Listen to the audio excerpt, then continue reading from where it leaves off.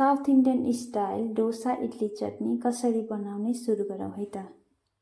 यसको लागि मैले लिएको छु टमाटर, कडी पत्ता, अनि थोरै धनिया, चनाको दाल, मूंगफली र अदुवा र खुर्सानी। प्यानमा थोरै तेल राखेर तेल तातो भएपछि चनाको दाललाई राख्नुहोस् र बिस्तारै भुट्दै जानुहोला।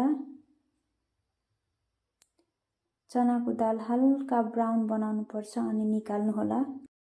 त्यसपछि बदाम पनि भुट्नुहोला त्यसैमा। अनि त्यसपछि अदुवा र खुर्सानी पनि राख्नुहोला। अदुवा र खुर्सानीलाई लगभग 1 मिनेटसम्म हल्का फ्राई गर्नुहोला। त्यसपछि मैले राखेँ टमाटर। अब टमाटरलाई पनि बिस्तारै चलाउँदै जानुहोला। टमाटर हल्का पाक्न दिनुहोला। हल्का पाकेपछि आफ्नो स्वाद अनुसार नुन अनि बेसार राखेर फेरि यसलाई राम्रोसँग मिक्स गर्नुहोला।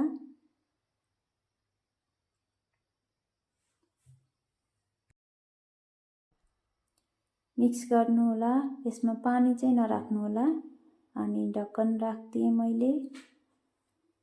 ग्यास एकदमै स्लो सानो बनाउनुहोला।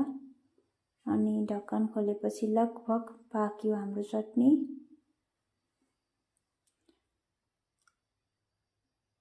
यसलाई धेरै पकाउनु पनि पर्दैन। अनि यसलाई सेलाउनको लागि बाहिर राख्नुहोला एकैछिन। अनि एउटा मिक्सीमा टमाटर, अघि भुटेको चनाको दाल अनि थोरै पानी पनि राख्नुहोला।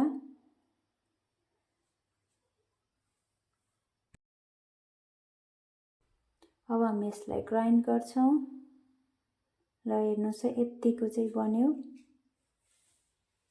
धेरै बाक्लो पनि नबनाउनु होला, धेरै पातलो पनि नबनाउनु होला। मैले थोरै पानी पनि एड गरेँ। अब फेरि यसलाई ग्राइन्ड गर्छु।